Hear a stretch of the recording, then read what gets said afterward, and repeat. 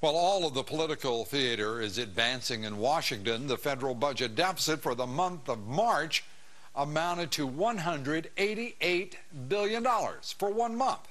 And for the first half of this fiscal year, the federal budget deficit now totals almost $830 billion.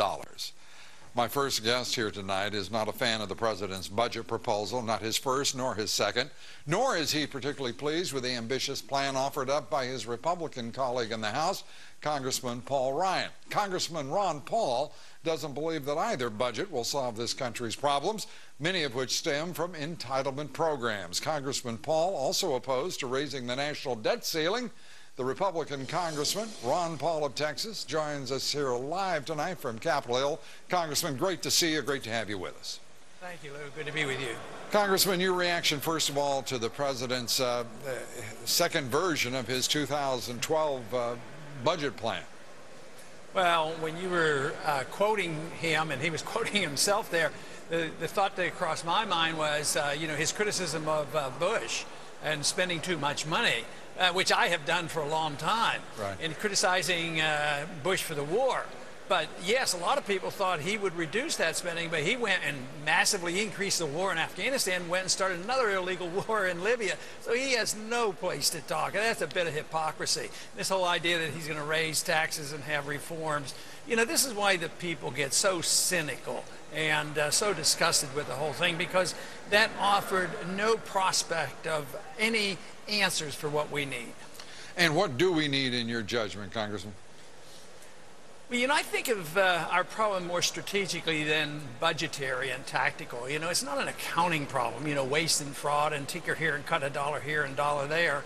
I think we have to decide what we want in our country, and I don't think we should be the policemen of the world. So we can go after the military budget. I don't even want to call it a defense budget because I don't think it provides defense. I want to cut the militarism that we pursue around the world. That could cut hundreds of billions of dollars. But then you have to start addressing the subject of the welfare state. And Paul Ryan tries to do that, get into that. But all these cuts, the CBO is claiming there are no cuts. And sometimes they count the cuts twice. We're going to spend $200 billion more this year than last year with all this talk, and the national debt's going up $2 trillion. So this talk doesn't add up to very much. It doesn't add up to very much, but as one looks at Congressman Ryan's budget for 2012 projected over the course of 10 years, there's no question that that is the most impressive, largest budget proposal that we have seen in the history of the country. Well, Lou, you have to decide what you're cutting. He cut $6.2 trillion, and that sounds really very good. Mm-hmm. But from what?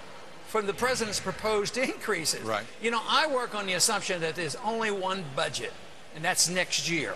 Right. Because, we used to ridicule, the Soviets when they had their 5-year plans. The communists always had 5-year plans. Now we have 20 and 30-year plans. So no, the only thing that counts is the president and what we're doing next year and how we're doing. $2 trillion debt, and it's not going to be much better next year. We're going to monetize this debt. We're not changing our foreign policy, and all we do is point our fingers at each other and say, well, he ran the war debt up too much. The other one said, oh, no, he didn't. He goes back and forth. So, what we're hearing now doesn't give us an answer to our problems. Well, the Senate obviously has the purview for foreign policy.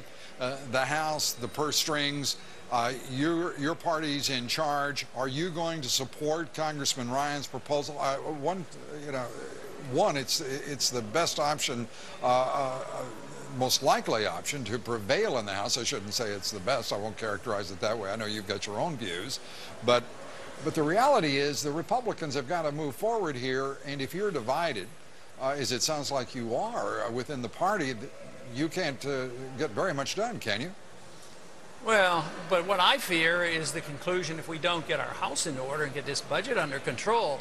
And although if I had strictly the choice, do you want this budget or that budget, I would say that Paul Ryan's budget is obviously a little better, but it's not a solution. So saying that I can vote on this on final passage, I couldn't endorse this. I haven't been voting.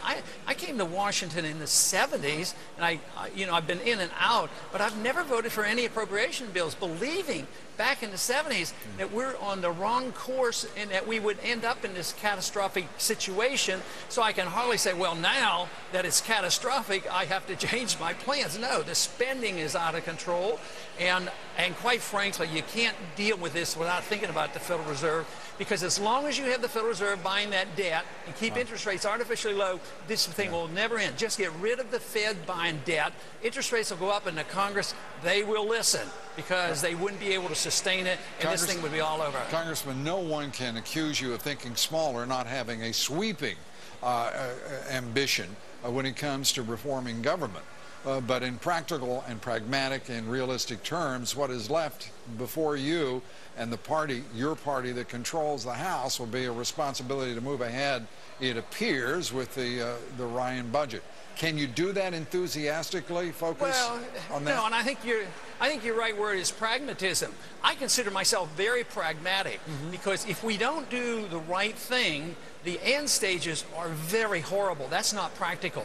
To have the destruction of the currency and the breakdown of the economy and the breakdown of a political system, there's nothing practical or pragmatic about that. So those who say the practical thing to do is keep spending, I think that's the wrong thing to do. Well, Congressman, the right thing was to have opportunity to talk with you, and enjoyed doing so. Thank you. There's a pretty good budget proposal you might take a look at over in the Senate, though. A freshman senator came up with about $500 million in 2011 cuts. It sounded pretty pragmatic and possible to be. He's getting closer. There you go. Congressman Paul, thanks so much. Sure For thing. more analysis